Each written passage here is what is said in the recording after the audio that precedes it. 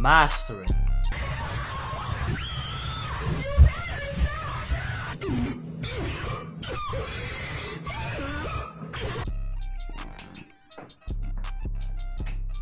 Mastering. Today I wanted to talk about mastering. As I said, I absolutely hate mastering because it's tedious and I don't want to do it. I'm not a professional at mastering, but I wanted to show the little things that I knew about mastering. So let's do that.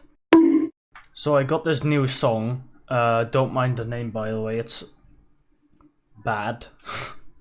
And I started mastering it like 3 days ago, and I'm going absolutely insane. My brain is hurting, and I want to end everything. But I can't, because then the song is going to go to waste.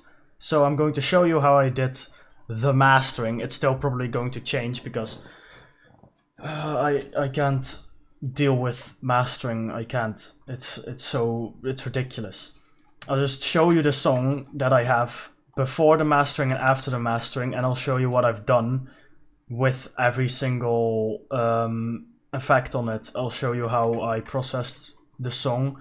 I exported the song as a 24-bit WAV file, so it has some extra room up here so it doesn't clip and everything.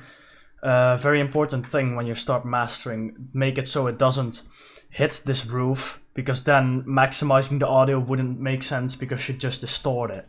You don't want any limiters on it before you start mastering. You can master inside the project, of course, if you want to. I don't, because my CPU will die.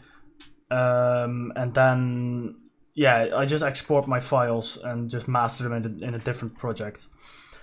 As you can see, I cut up my song here, because this part was a lot more quiet than this part. I don't want my intro or break to be any less loud than the drop, like at least have a minimum or a maximum of -4 LUFS in between them. So if your drop is -6 LUFS, you don't want your break or your intro lower than -10. So that people, when they listen to it and the intro is low and they turn the music up, they don't get ear raped when they listen to the drop, because that's just not nice. You're going to die. You're going deaf. Okay, you're going freaking deaf.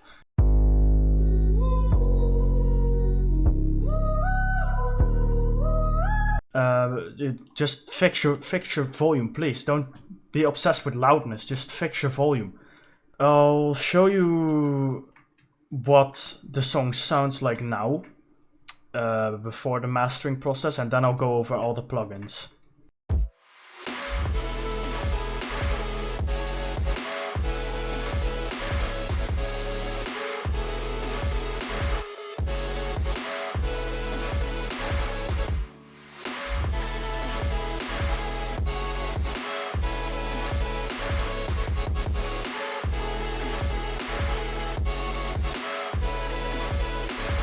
So fairly simple future-based drop, like I always do, kind of.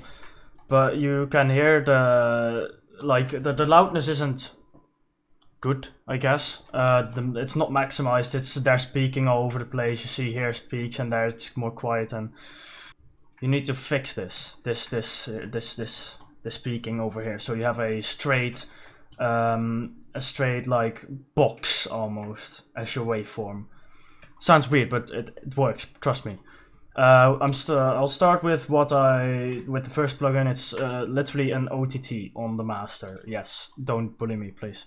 I put the depth down to 10%. It just makes your mix and master that tiny bit tighter, just a little bit, just a little bit, you know.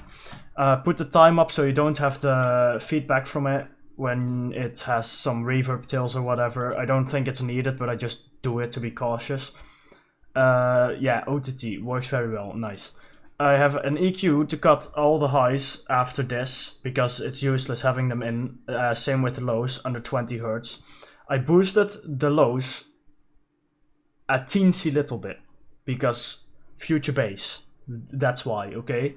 That's why I did it. Next EQ, basically just cutting harsh frequencies from the mids. Cutting these lows again because I'm being cautious. I don't know, I'm just paranoid, I guess.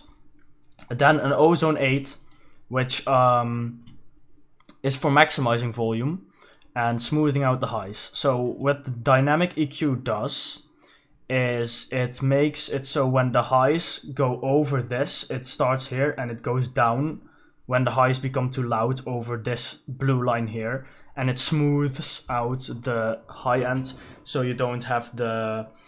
It doesn't sound as harsh in your final master. Post EQ doesn't do anything, I just have that there. I made the bass in this imager, I made the bass like almost completely mono, because it's still mono compatible, but it needs, I don't know, I just like it a little bit stereo. Then the mids, I didn't do anything. The mid highs, just a little bit of whiteness, and the highest highs also a little bit. And then next I have a span and a loudness meter. Those don't really affect your mix. I also added an EQ on this one, which should be, yeah, it should be the drop, which is doing absolutely nothing. Nice. This one, Fruity Balance, is just to turn up the volume in the breaks. That's why I cut up the song as well. If you play it now with like volume changes, it's going to sound more maximized and better just overall. Add your maximizer, put your stuff up, fix the loudness. This is for loudness, maximizer. You could also use Maximus in FL, I'm pretty sure. There should be an Ableton plugin for it. I don't know, I haven't used Ableton enough to know. But just mess with these. I also always put it on 4 because I can, so I did it. But this is the maximizer, true peak on, so it doesn't go on the loudness, it doesn't go over 0. That's pretty much it.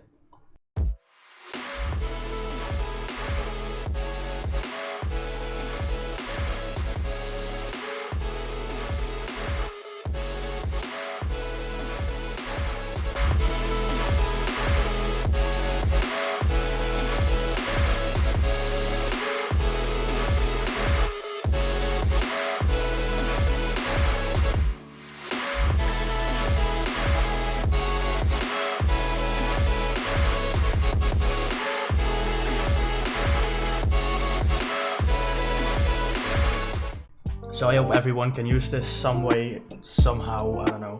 I'm not a master at mastering by any means, I just do what I know and I'll share it with you all. I hope everyone enjoyed and can use this, and then I'll catch you in the next one. See ya.